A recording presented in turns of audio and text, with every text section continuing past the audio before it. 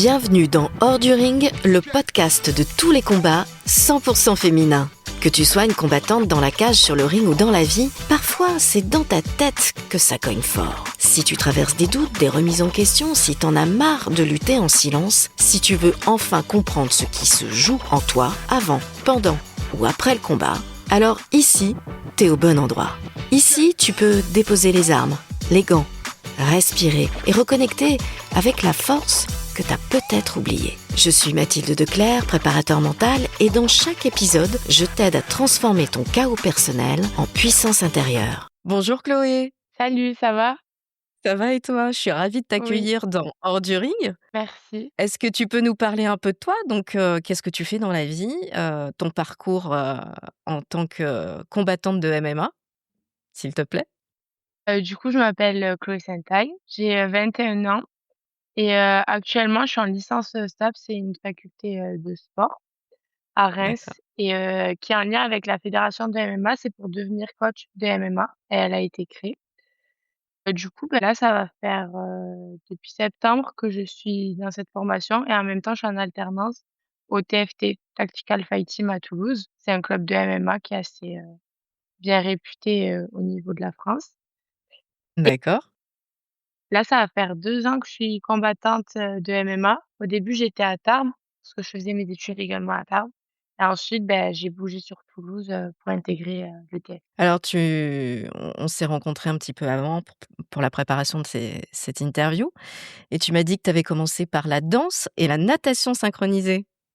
Qu'est-ce qui t'a donné du coup envie de te lancer dans le MMA? J'adorais déjà, tout le milieu de l'eau, j'adore. Du coup, j'étais à fond dans la natation synchronisée pendant, je crois, 9 ans à peu près ou un peu plus et ensuite, il y a eu plein d'événements dans la vie qui ont fait que, j'ai eu envie de me tourner, vers les sports de combat et franchement, je regrette pas ce choix. Et quand je change, de sport, en tout cas, j'ai remarqué que je change complètement et je me donne à 1000 dessus. Alors dès que j'ai commencé le MMA, j'ai pas commencé, vraiment, juste avec du loisir. Je voulais directement faire de la compétition. D'accord. Tu avais des choses à te prouver? Oui, vraiment, j'avais des choses à me prouver moi-même et au début, je le sentais que je combattais justement pas vraiment pour moi-même et c'est avec ma préparatrice, mentale, on a défini, les objectifs de pour qui et pourquoi je voulais le faire.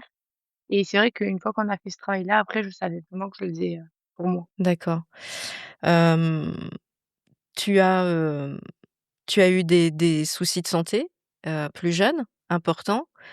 Comment, ces épreuves, ont forgé la combattante que tu es, aujourd'hui? Depuis que je suis née, c'est vrai que j'ai grandi à l'hôpital, donc ça a été, un facteur de ma vie où j'ai dû quand même, toujours, essayer d'aller de l'avant. Parce que, par exemple, quand tous les enfants, ils vont à l'école, normalement, c'est dur soit de se dire: «Ah non, moi, je peux pas aller à l'école voir mes copines aujourd'hui, je dois retourner à l'hôpital». Donc sur ça, ça a été un peu compliqué, mais j'ai toujours été très bien entourée, que ça soit par mes amis ou ma famille. Et après, il y a eu une période où ça s'était vraiment amélioré et là, depuis 2 ans, c'est vrai que, ça mon état de santé s'était redégradé et donc j'ai dû me refaire opérer, cet été et cette opération, elle a été encore plus dure que quand j'étais petite. Parce que quand on est petit, on est dans le truc, on suit, on n'a pas vraiment, conscience de tout ce qui se passe.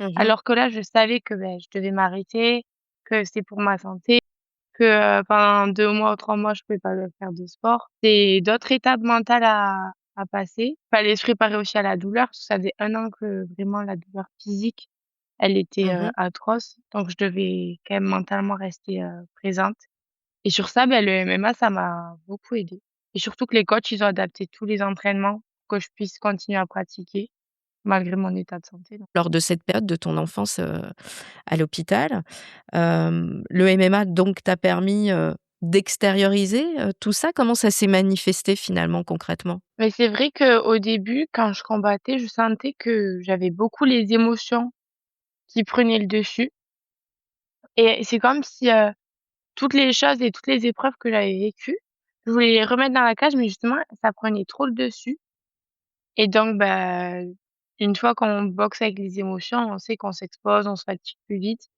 et c'était pas du tout, ça qu'il fallait, faire et c'est là où mon coach, de l'époque, Thomas, il m'a conseillé justement d'aller voir une préparatrice mentale et du coup avec Maëlys, justement, on s'est dit, «Faut poser les émotions». Enfin, on p il c'est important d'en avoir et de savoir pourquoi on le fait, mais il faut savoir les laisser, en retrait à des moments pour être justement le plus lucide et être présent à l'instant T, justement, pour mieux performer. Arrivé au MMA, c'était d'abord pour apprendre à te défendre, c'est ça? Exactement, ouais. Je voulais savoir me défendre et me prouver que, je suis capable de faire face, quand même à des situations, d'urgence où moi je pouvais me défendre. D'accord. Hem, Après seulement, 4 mois, hein, si mes Ouais, souvenirs sont bons, on t'a proposé de combattre à la MMA League. Qu'est-ce qui s'est passé dans ta exactement. tête à ce moment-là? Ah ben moi j'étais hyper chill. Dans ma tête, j'étais en mode, «Ah ben oui, OK, on y va». En fait, c'était pas prévu parce que toute l'année, j'étais inscrite, au club, sauf qu'avec le staff, les études et tout, j'y allais pas souvent au tout début. Même, dès que j'ai commencé fort et j'ai enchaîné les blessures. Du coup, au final, j'ai eu, des mois et des mois d'arrêt et là, quand je suis revenue, je crois que c'était, début mai, on me dit: «Ouais, dans un mois, il y a une MMA League, tu as envie d'y aller?» Et j'ai dit: «Bah, ouais, pourquoi pas». Mais j'étais nulle, hein, vraiment j'étais hyper nulle et du coup je me suis dit, «Bah, vas-y on s'en fiche et tout» et c'est là où, j'ai affronté, Myriam Benada et Manon Courieux, avec qui je suis copine du coup maintenant et c'était mes 2 premiers combats les filles et franchement j'étais trop contente. Je suis sortie de là, j'étais piquée par le truc quoi, je voulais trop y retourner. Et à combien de combats, aujourd'hui? 11. D'accord. Tu es vice-championne de France aujourd'hui? Oui, l'année dernière j'ai été vice-championne de France. Et et là, beh, cette année, je reprends le circuit national et on verra, si je fais les championnats de France ou pas en juin. Parmi, tous les combats que tu as faits, lequel, t'a le plus marqué et pourquoi? En vrai, déjà, ma défaite, heu, c'était quand? En juin, en finale des championnats de France contre Myriam Benadaf. C'était la 3e fois que je la prenais. Mmh. Là, ça m'a marquée parce que je me suis rendu compte que je perdais pas parce que j'étais inférieure à elle. Je perdais parce que mentalement, elle était rentrée, dans ma tête. C'est le premier combat de Mmh. ma vie. Elle m'avait gagnée et après on faisait que se rencontrer et du coup, j'étais là: «Non mais c'est pas possible» et en fait, à chaque fois, j'avais du coup le petit truc, de me dire: «Ah ouais, pareil, je vais encore perdre contre elle» et du coup, ça, j'en ai parlé avec ma préparatrice mentale parce que j'ai dit: «C'est pas possible. Comment une fille, elle a pu rentrer dans ma tête?» Et du coup, on a bossé, bossé, bossé dessus et après, ben, maintenant, je sais que quand je l'affronterai, que je pense qu'on va se retrouver encore parce qu'on n'est pas 10 000 dans la catégorie, je sais Mmh. qu'elle est plus dans ma tête parce que, par exemple, en novembre, je crois, on devait s'affronter, mais j'étais trop contente de vouloir l'affronter parce que je sentais que j'étais pleinement là. Donc heu, donc sur ça, je suis contente et vraiment la préparation mentale, je pense que c'est pas encore assez ancré dans, le MMA encore. Il y a pas assez de personnes qui y sont sensibles, mais je pense ça vraiment À c'est ton ça avis, qui change pourquoi? tout, ouais. Parce que À ton franchement, avis, pourquoi? c'est un milieu d'hommes, hein. Pour eux, je pense qu'ils le voient, comme une faiblesse, hein. Parce qu'en vrai, on travaille sur nos faiblesses et on les fait pas taire non plus, mais on y travaille juste dessus et c'est-à-dire reconnaître être, faible, alors que la plupart ils veulent, montrer En fait, juste c'est qu'ils même sont pas une forts, faiblesse, qu'ils j'ai ont envie de pas de te failles. dire. C'est ouais, C'est c'est des plus une petites faille, c'est failles. pas une faiblesse. Ouais, Voilà, c'est des failles, mais des failles, on en a tous, en fait. On est exactement, voilà, je dis toujours qu'on est dans le même bateau, on a tous des failles et en fait, les failles, c'est comme des défaites, hein, c'est des axes, d'amélioration. complètement. Mais même on le voit dans les comportements sur, les MMA League. Il y en a, chez les garçons du moins, il y en a, ils vont combattre le samedi et beh, s'ils gagnent, ils vont pas forcément aller combattre le dimanche par peur d'avoir une défaite. Tellement qu'ils veulent avoir un palmarès, positif, alors qu'on est amateur, hein, on gagne pas de sous, Ouais, ouais. enfin, du coup, ouais, il y a une vraie peur, Il je y a une pense. pression qui est il y a une vraie pression chez les amateurs aussi. On dit qu'il y a de la pression dans le haut niveau évidemment, mais chez Ouais, les amateurs, il y en a aussi. mais franchement, c'est la pression médiatique qui, parce qu'en fait, on est considérés comme des pros. Les organisations, franchement, on est vraiment comme des pros. Il y a des pesées médiatiques, il y a des conférences de presse et en fait, on est là, nous, on s'entraîne, on combat tous les mois et d'un coup, on nous lâche dans une arène où il y a une pression médiatique folle et faut savoir faire face quand on voit qu'il y a du trash talk et tout, alors qu'on est qu'amateurs. Je pense qu'il faut savoir aussi rester fidèle à soi-même et pas se laisser emporter dans un truc. Mais ouais, je sais que sur des organisations et tout, ça s'est déjà vu et ça gâche un peu l'image, du MMA. Mmh. Et surtout chez les amateurs. Après un pro, il faut peut-être aussi pour, savoir se faire remarquer, pour, plein de choses. Mais un amateur, j'en vois pas l'utilité forcément aujourd'hui. Quelle pression médiatique, toi, tu as subie déjà? En vrai, moi là où, je l'ai eu dur, ça a été pour, un combat contre Jody McCarthy. C'est vrai que sur les réseaux sociaux, quand il y a eu l'annonce de l'affiche du combat, bah, en fait, il y a tout le monde qui ramène son grain de sel et on me disait: «Mais non, mais Chloé, faut vraiment pas que tu y ailles, c'est n'importe quoi». Vraiment, il y avait des gens, mais que je connais ni d'Adam ni d'Ève, ils me disaient: «Mais laisse tomber, tu vas te faire défoncer, ça sert à rien» et cetera. Donc sur ça, fallait faire, la part des choses, fallait écouter ses coachs.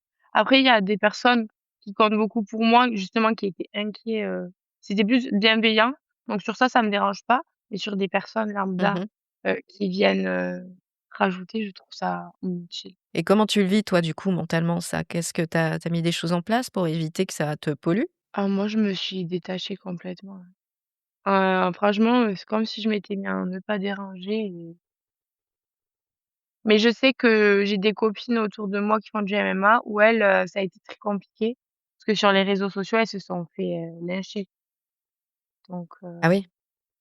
ouais, ouais, par rapport aux défaites et tout, il y en a, ils disent en mode, «Faut que tu arrêtes, ça sert à rien».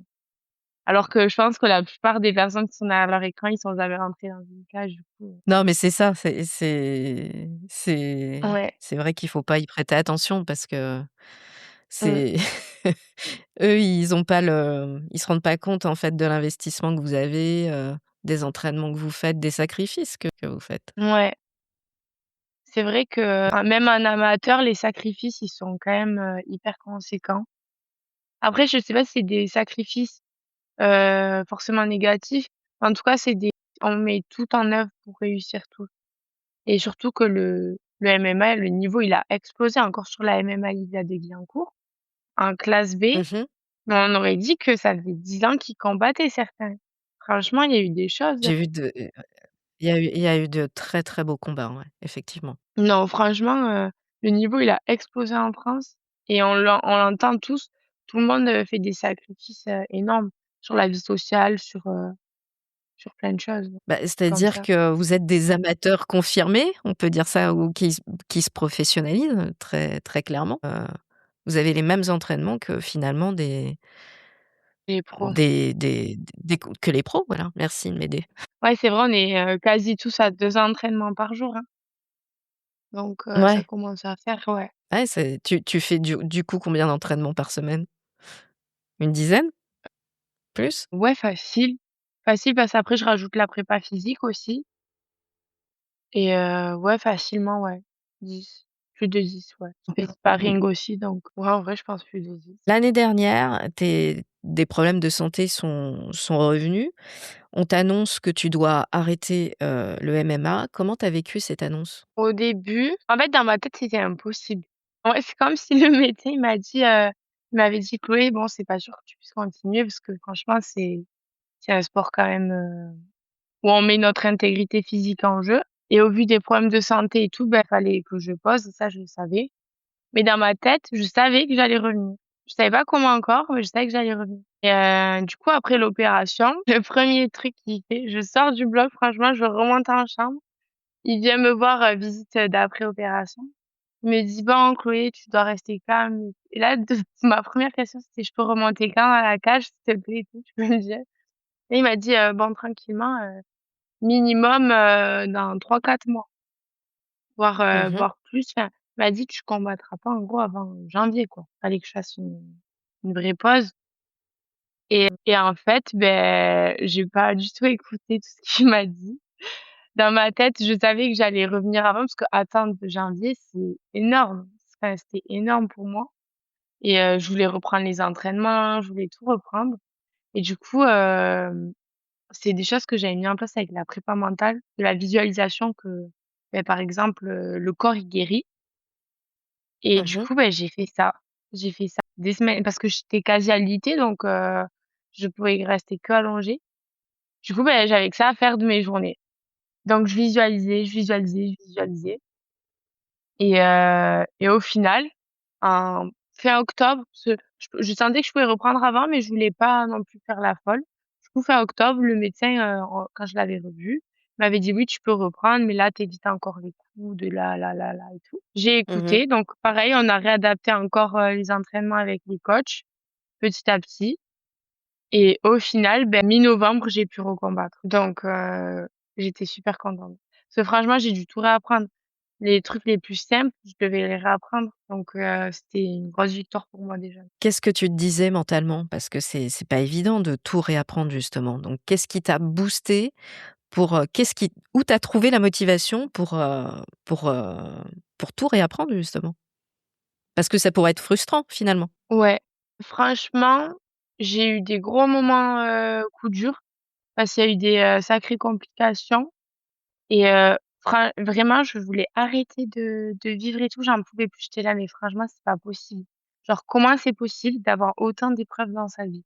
J'étais là: «Mais c'est pas possible» et du coup, j'ai eu une grosse période de down pendant que j'étais, du coup en convalescence et c'est ma famille et mes amis, franchement ma famille, ils ont été là. Ils ont tellement été présents et mes copines, elles m'ont fait un week-end surprise à la plage parce que l'été, je suis tout le temps, au niveau de l'océan et elles m'ont fait un week-end surprise et du coup, elles m'ont trimballée en fauteuil roulant parce que je pouvais pas marcher encore. Elles m'ont trimballée en fauteuil roulant et tout pendant tout un week-end et genre ce week-end-là, ça m'a tellement reboostée et je me suis dit: «En vrai, la vie, elle est magnifique, enfin, qu'on vive».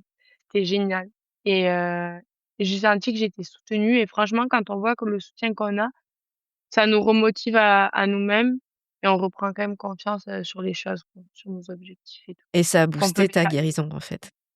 Ouais, franchement, mon entourage et tout, sur ça, je leur dois beaucoup et même Madame Coury, elle me faisait des notes vocales pour que j'aille mieux et c'était comme des méditations et elle me disait: «Écoute là avant de dormir, ça va te faire du bien et tout».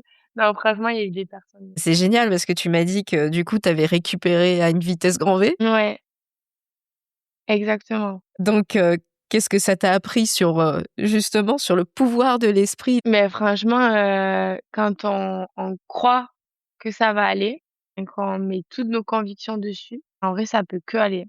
Ça peut que aller parce que, on se fait confiance, on fait confiance en notre on se met plus le stress de: «Il faut que je guérisse pour». Là, c'était en mode, je vais guérir et j'ai confiance en ma guérison, quoi. Et Génial, bravo. Aujourd'hui, à chaque fois que tu rentres dans la cage, tu es heureuse d'y être, j'imagine? mmh, Et comment ces expériences finalement, elles ont changé, ton rapport au combat? en fait, je suis tellement tombée bas que maintenant tout ce qu'il y a à apprendre, j'ai l'impression que c'est un cadeau de la vie. Par exemple, mon retour dans la cage, c'était face à Pauline Fernandez. Je savais qu'elle était, meilleure au sol parce que, elle fait ça depuis qu'elle est née, franchement, elle est trop forte. Mais je savais, mais à la fois j'avais trop confiance et j'étais trop contente d'être là et j'avais enlevé du coup, la peur de l'échec. Je voulais juste, retrouver les sensations. Bon, au final, j'ai eu très dur la défaite parce que, j'ai pas pu m'exprimer comme je voulais. Ça, on a fait que du grappling, mais j'étais quand même trop contente d'être là. Et après face à Jody McCarthy, du coup comme, j'étais vraiment outsider, j'en avais plus rien à faire. Je voulais juste aller me taper contre elle et au final, je pense que c'était un de mes, plus beaux combats où j'ai pu vraiment, me révéler à moi-même. Et t'exprimer? Donc ouais, exactement.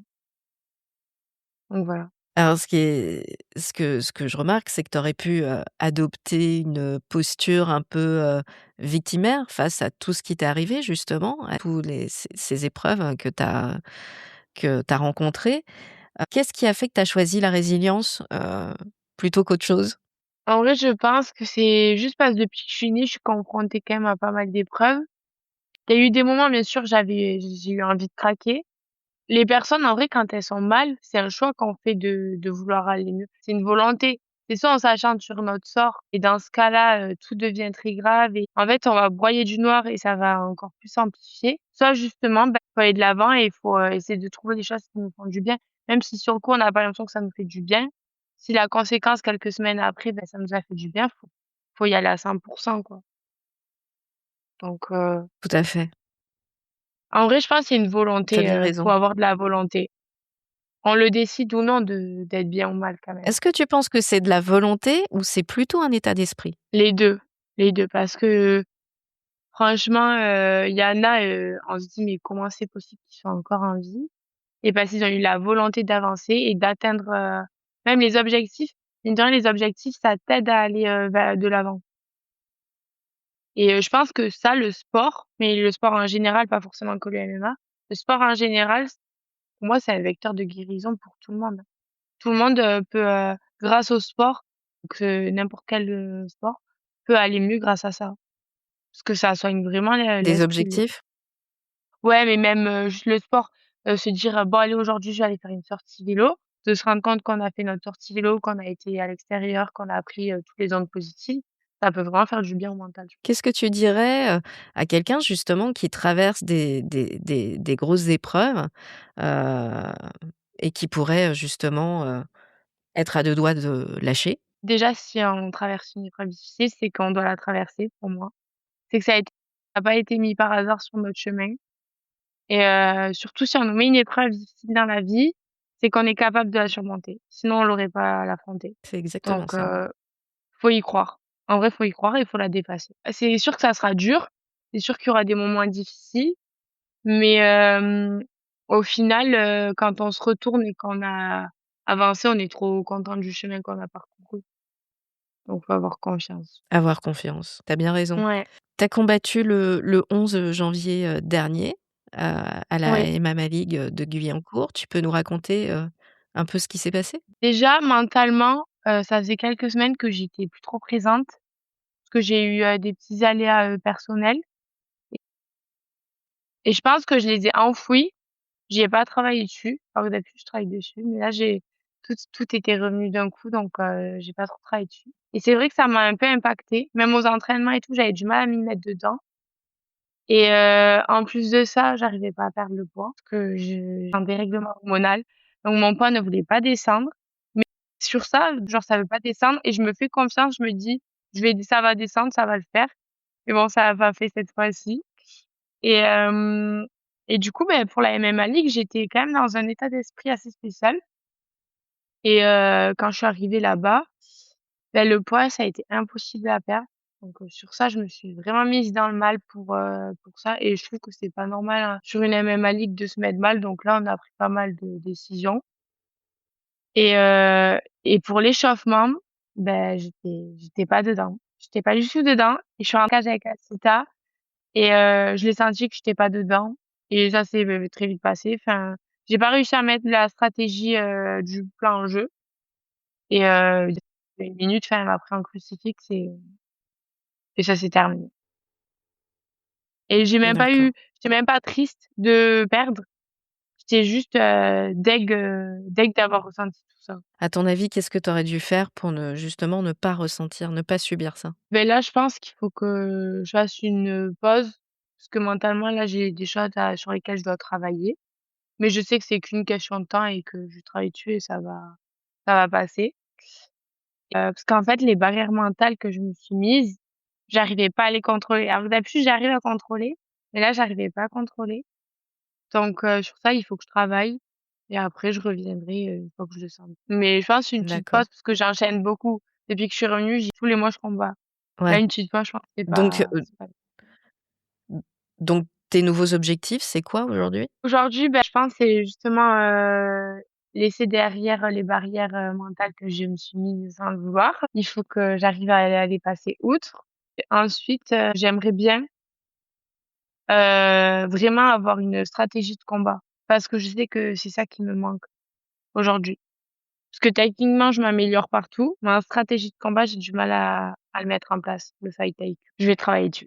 Forcément un objectif, de remporter les France ou quoi, là, je vais faire étape par étape. D'accord, tu vas prendre ton temps. Ouais, complètement. Est-ce que tu avais perdu le plaisir, avant ce combat du 11? Ouais, complètement. J'avais en fait, j'avais envie d'y aller parce que je voulais me dire: ben je laisse pas cette petite voix dans ma tête». Je voulais affronter, les peurs que je rencontrais, actuellement sur le moment et je voulais les affronter donc je pensais que j'allais y arriver. C'est pour ça que je voulais pas refuser également le combat. Mais d'un côté, je pense que j'aurais dû me mettre la paix. Est-ce que tu penses que le manque de plaisir est venu, de la frustration de devoir perdre beaucoup de poids, de pas être là, pleinement? Non, là, c'était vraiment personnel, la perte D'accord. de poids, en vrai, je sais que en tant que femme, c'est compliqué. Il suffit qu'on soit en cycle ou quoi, il y a des variations de poids qui se font et ça, faut l'accepter, on n'y peut rien et sur ça, je pense que la fédération, ils devraient agir dessus parce que, par exemple, moi, je pèse 53,5, le reste de l'année ou 54 max, je peux pas être avec les 57 qui sont déjà plus lourdes. Et enfin, je sais que la fédé Mmh. va dire: «Vous avez qu'à combattre dans la caté au-dessus», mais la caté au-dessus, enfin, en vrai, c'est dangereux aussi si on est des petites, crevettes, et juste on vient dans la caté des 57 parce qu'on a nos règles ce jour-là, enfin, je trouve pas ça très, très Donc il faudrait judicieux. rajouter des catégories pour que vous soyez plus à l'aise? Non, parce que du coup, on serait quand même pas beaucoup donc dans les catégories, mais je pense qu'on pourrait, faire, je sais pas, par exemple, un joker au pesée, je sais pas, sur, 4 MMA qu'ils font. Et plus les galas de la FMMAF, ils nous disent, «Vous avez un joker dans l'année, où vous pouvez, louper la pesée de max 500 grammes».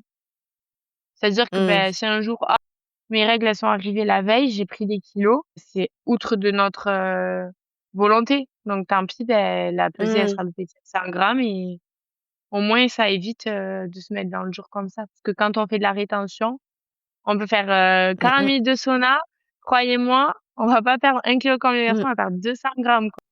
Mmh. Ouais, c'est vrai qu'il y a des règles qui devraient être adaptées, finalement aux femmes parce qu'on n'a pas du tout le même, métabolisme. Mais bon, je pense pas que ce sera mis en place de suite. Écoute, on peut le visualiser. Tu travailles avec ta préparatrice, mentale depuis 2 ans maintenant, c'est ça? Ouais, 1 an et demi à peu près. Parce qu'au 1 an début, et demi. je l'avais pas encore. Qu'est-ce qui t'a poussé à vraiment, commencer ce travail? Je sentais que, quand je rentrais dans la cage, déjà je le sentais qu'il y avait des émotions et que j'arrivais pas à exprimer ce que moi je voulais dans la cage. Tout était Mmh mh. mélangé et du coup, après j'ai commencé même, je manquais de beaucoup de confiance en moi, je doutais beaucoup. Bon là, je doute encore, hein, pendant les prépas et cetera, mais c'est différent quand même et on a fait un gros, gros travail sur ça et c'est vrai que définir, ses forces et ses failles, ça change beaucoup de choses. Définir de pour qui et pourquoi on le fait parce qu'au final, il y en a, on se rend compte, qu'ils font pour, l'extérieur et pas pour eux-mêmes. Il Pas y en pour a, eux. c'est pour, ils ont des motivations très externes et sur ça, je pense que dans un sport aussi dur, avoir que des motivations externes, c'est pas la chose la plus positive. Ça, je pense, ça fonctionne un temps, mais sur la durée, c'est compliqué et voilà. D'accord. Tu m'as confié que tu étais très sensorielle et Oui, que tu avais appris à être, dans l'instant présent. Comment tu as travaillé cet aspect justement? déjà, elle m'avait fait passer des petits tests et cetera pour, voir quel profil de personne, justement, j'étais. En plus, ces tests, on les faisait aussi en même temps au STAPS. C'est vrai que j'avais du coup les mêmes résultats quasiment et donc ouais, je suis très dans les sensations, dans les émotions, dans tout ça. Alors que d'autres personnes, ils vont être très dans le processus, dans un apprentissage, très carré et cetera. Moi, c'était pas du tout le cas. Du coup, on a beaucoup travaillé sur ça parce que dans la cage, il faut que j'arrive à retrouver des sensations qui deviennent, pour moi des repères et du coup, on a travaillé sur ça avec des mises en situation, avec de la visualisation et sur ça, ça a bien marché et après, j'ai beaucoup fait de cohérence cardiaque, de méditation justement pour, apprendre à être dans l'instant présent et avant de combattre, moi j'arrive à me mettre dans une, bulle où, je suis que sur l'instant présent. Rien d'autre, c'est-à-dire que je stresse pas avant. Je vais avoir un pic de stress, à un moment donné, peut-être juste avant l'échauffement, mais c'est vrai qu'une fois que je m'échauffe, ça va et genre je ressentais plus le stress, j'étais juste, trop contente d'être là, j'étais bien et même dans la cage, avant, j'étais dans la projection des choses où il venait de se passer quelque chose. Par exemple, on m'a amenée au sol, ça m'a frustrée et je restais sur ça et du coup, j'arrivais plus à m'exprimer. J'étais soit dans le passé, soit dans la projection. Alors que là, dans l'instant T, par exemple, face à Pauline, Fernandez, j'ai l'impression d'être dans un jeu vidéo et elle choisissait les soumissions qu'elle va me mettre, tellement qu'elle était rapide et forte et à aucun moment j'ai paniqué sur ça. J'étais là: «OK, là, elle fait ça, on fait ça, on fait ça, on fait ça, on fait ça» et du coup, je pense que c'est pour ça aussi que j'ai réussi à aller aussi loin dans ce combat, parce que vraiment à des moments donnés, ah tu sais, je te promets, elle avait des triangles fermés, c'était hermétique. Je me disais: «Mais c'est quoi ce truc?» et non, franchement, fallait pas paniquer et ça, c'est vraiment grâce au travail qu'on a fait parce que en situation de stress comme ça, j'étais contente de voir que je pouvais, justement poser le cerveau et me dire, «Là, on fait étape par étape et ça va». Mais bon, c'est un gros travail, hein, ça a été long à mettre en place quand même. Pourquoi ça a été long à mettre en place? Parce qu'il faut, quand même, bousculer tous nos schémas qu'on en a depuis toujours. Parce que c'est pas quelque chose qu'on nous apprend, forcément d'être, dans l'instant T et dans ce sport, je pense que c'est quand même quelque chose de central. Donc en vrai, à l'école et tout, on nous l'apprend pas, justement la cohérence cardiaque, tous les outils qu'en préparation mentale qui nous aident à être, le plus performant possible, c'est parce qu'on fait de la prépa mentale qu'on le connaît. Sinon, franchement, on l'apprend pas dès le plus jeune âge et je pense qu'on devrait justement l'apprendre dès le plus jeune âge, tout ça. C'est des outils hyper Au-delà importants. des outils, au-delà des outils, c'est de voir les choses différemment, Ouais, vraiment, de percevoir les choses différemment. complètement, ouais. Donc effectivement, comme tu dis, si tu as des croyances hyper ancrées, faut tout Mmh. déconstruire et retravailler là-dessus pour, justement, se libérer, de tout ce qui pouvait te freiner auparavant. Mais même, je trouve que ça aide, la prépa mentale sur, le dépassement de soi. En vrai, on se prouve des Mmh. choses grâce à ça.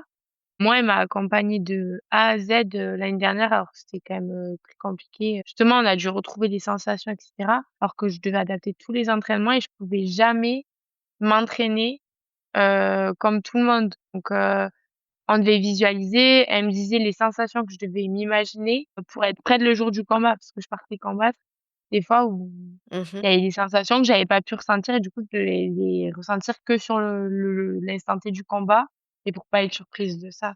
Donc ça a été Est-ce que tu as vu un vrai changement pour toi? Enfin, tu m'as parlé effectivement de vivre le moment présent. Est-ce que il y a eu d'autres changements, dans la cage grâce à ça? ouais, déjà je boxais plus du tout avec mes émotions, à part à des moments où je m'emballe un peu et tout, genre là, je sens que ça peut reprendre un peu le dessus.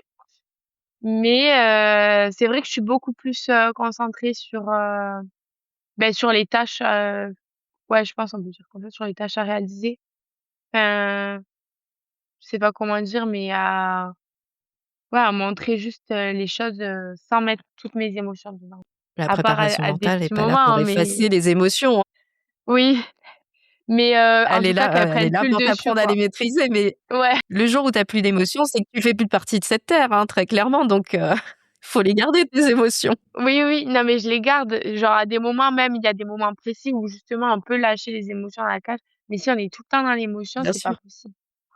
Ah ouais, non, donc bon. Non, non, c'est apprendre à maîtriser justement, à les Ouais, plutôt, apprivoiser. Moi, j'aime bien, le terme apprivoiser, oui, en fait et ça te permet de jongler sur, des moments ouais, bien précis, à savoir si tu peux laisser totalement exprimer cette émotion qui arrive ou si tu dois juste un petit peu la recadrer parce que ça pourrait, ouais, poser, un souci, sur d'autres trucs, quoi. exactement, ouais. Donc tu dis que ce travail, a changé ton identité? Ah oui, c'est surtout qu'en parallèle, je faisais beaucoup un travail mental avec, une psychologue pour justement, passer outre, plein d'événements qui ont été compliqués et donc tout ça allié, ça m'a en fait, je me suis reconstruite. Ça fait, je pense que ça doit faire à peu près, 4 ans que ouais, je me suis reconstruite complètement et que je sens que je suis plus du tout la même personne. En fait, c'est comme si j'étais devenue une nouvelle personne. Franchement, c'est ça. Intérieurement, j'ai plus les mêmes choses. Et tu sens ça comment? C'est-à-dire, tu as et du coup, comment ça s'est transformé? C'est-à-dire que ta confiance et ton estime de toi est remontée, ont évolué? Ouais, Qu'est-ce que ça a exactement. concrètement changé dans ton comportement? Mais en fait, il y a 4 ans, c'est comme si j'avais vécu, une mort intérieure. Vraiment, c'est le mot et Mmh. du coup, j'ai dû, vraiment, faire tout ce travail, de passer outre les traumatismes, de passer outre plein de choses et là, pareil, là, ma famille a été vraiment présente et je sentais que j'avais plus du tout confiance en moi. En fait, je savais plus qui j'étais, c'était très bizarre comme sensation. Je savais plus qui j'étais, j'avais plus confiance et ça a impacté plein de domaines, où il y a rien à voir dans ma vie et du coup, là, quand j'ai commencé la prépa mentale, c'est vrai qu'on a vite posé le doigt sur, ce manque de confiance, d'estime alors que, le MMA quand même, c'est un sport d'ego, quoi. Il faut avoir, de l'ego. C'est pas forcément négatif, mais positif pour pouvoir avancer et essayer de gagner, quoi. C'est vrai que, les 2 alliés, ça m'a permis de bien définir, qui je voulais être, qui je voulais devenir et ça a mis en place, en œuvre, les choses et surtout, pour la maîtrise des émotions et tout, c'est vrai que les émotionnellement, ça faisait des petits pics et et donc sur ça, ça m'a énormément aidée.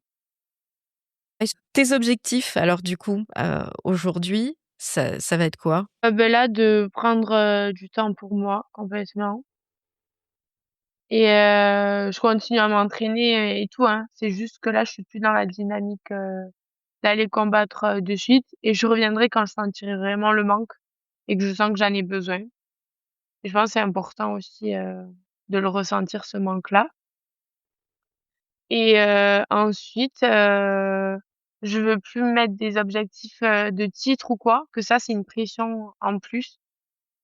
Et je pense que je vais prendre les choses plutôt comme elles arrivent.